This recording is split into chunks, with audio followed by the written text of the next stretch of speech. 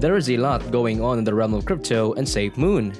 It seems like there are arbitrary regulations and the like, and these significant changes are altering many aspects of Safemoon as we previously know them. In the approaching weeks, things for Safemoon army won't be the same at all. Thus, it's critical that you are aware of these impending significant changes. You absolutely do not want to miss this. Disclaimer. So grab a fellow Safemoon bearer and watch the entire video. I'm going to reveal huge groundbreaking developments. I appreciate you viewing the channel. In this video, I'll be breaking down some of Safemoon's greatest plans. Keep reading because I bet these plans are going to blow your mind just like they did mine.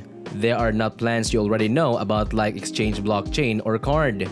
Please click the subscribe button and the notification bell before we move on to today's news, so we will be alerted whenever a new video is posted on the channel.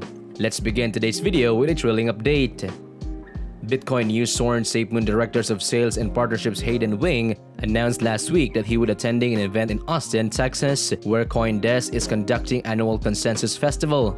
According to CoinDesk, the festival is biggest and most significant in the cryptocurrency field. I don't believe he will only member of the Safemoon crew at the Consensus Festival. John Caroni has also hinted that he'll be going, so it'll probably be a complete representation of the Safemoon. The Consensus Festival is an event that showcases and celebrates everything that cryptocurrency has to offer.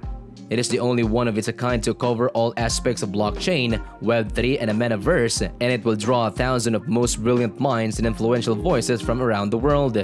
Safemoon participating in such a large event as this one is definitely a great move for us considering the level of visibility it will bring to the Safemoon. In addition to visibility, I'll present a great opportunity for the team to network with top players in the industry.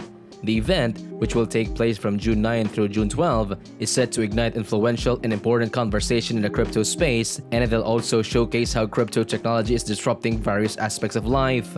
The measure requires down exchange and stablecoin suppliers to be registered organizations or risk being taxed if they do not register, so let's go over some key takeaways and the promise it offers for the crypto community.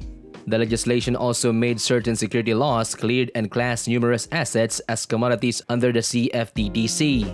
One of the provisions in the bill that stood out was the requirement that underlying asset no longer be designated as a digital asset commodity if there is any debt, equity, profit, revenue, or dividend of any kind. The new bill further strengthened the transparency requirements for cryptocurrency initiatives. The disclosure regulations have been changed, which means that anonymous cryptocurrency ventures are no longer viable. The bill also included a separate provision for cryptocurrency exchanges. This provision calls for an increase in compliance costs, which could result in higher investor fees as the exchange attempt to offset this increase.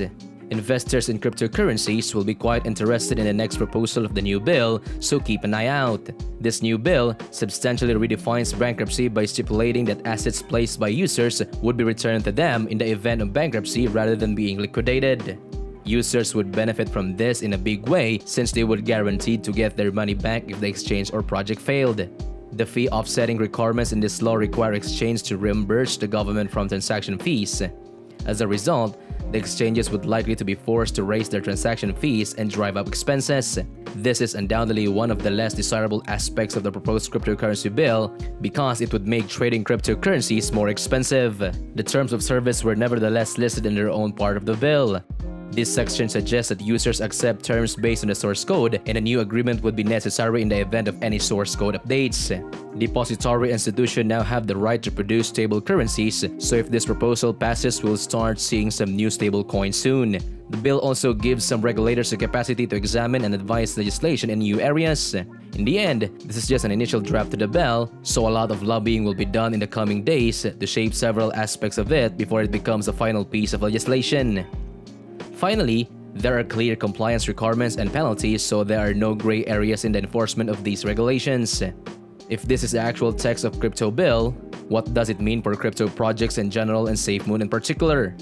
Share your thoughts in the comment section below. On the other hand, we are unsure of the authenticity of this document, so the content should be treated with caution until things are confirmed. Now for the big news. 2 days ago, who joined the Safemoon Twitter space? If you're not familiar with January Walker, she's a politician from Utah who is interested in blockchain utility compliance and regulation. Walker made some admiring comments about the Safemoon, specifically mentioning that she enjoys speaking with Safemoon about what regulation would be beneficial to blockchain space. Self-sovereign identity wallets, behavioral biometrics, and blockchain voting. When hearing this, one can't help but wonder, are these some of enormous projects that Safemoon is covertly working on? If so, it is virtually a given that holders will soon be sitting on a tremendous amount of cash to properly comprehend what we're talking about here. Let's examine what these ideas mean. If the upcoming Safemoon blockchains become the platform on which elections are conducted in Utah, for example, this would totally send Safemoon's value through the roof, no doubt. And how about the idea of voting with a blockchain? There are many supporters of the application of blockchain technology to elections to eliminate ballot manipulation via its decentralized end-to-end process. Finally, behavioral biometrics is concerned with identifying patterns in human behavior. Could the Safemoon blockchain potentially be used as a research tool to identify voting behavior? Starting in Utah, this would undoubtedly be revolutionary for the Safemoon project, but who's to say it isn't? For those who think this could be unrealistic, keep in mind that Safemoon is already well known in Utah, especially among the wealthy and prominent, so it is not completely impossible for lawmakers there to work with Safemoon during the following election season. Undoubtedly, this is a promising possibility. Please feel free to comment below with your thoughts. Moving on, a new phony Twitter account pretending to be education manager for Safemoon has been discovered. In a tweet posted yesterday, Katsar Ross, the education manager, warned the community about the scam account and urged the Safemoon army to report it. If you come across the account, kindly to do so to keep the community safe. Moving on to general crypto news, the Binance and Reuters saga has continued with the crypto exchange giant retorting at the media outlet, alleging that the latter intentionally misled the public with false information. We strongly advise that you ignore authors and pundits that cherry-pick data, rely on conveniently unverifiable regulator leaks, and feed into the cult of cryptocurrency paranoia in favor of fame or financial gain, and instead, just look at the facts, Binance said in response to Reuters' allegations. Binance also asserted that, in comparison to cryptocurrency, which is even more transparent, traditional finance systems are sometimes even more contaminated with shady money. The blog post included statistics from the UN that shows that between 2 and 5% of fiat money is also used for illegal purposes. The post concluded with Binance emails exchanged with the news organization, which also included the response to preliminary questions before the Reuters article was published.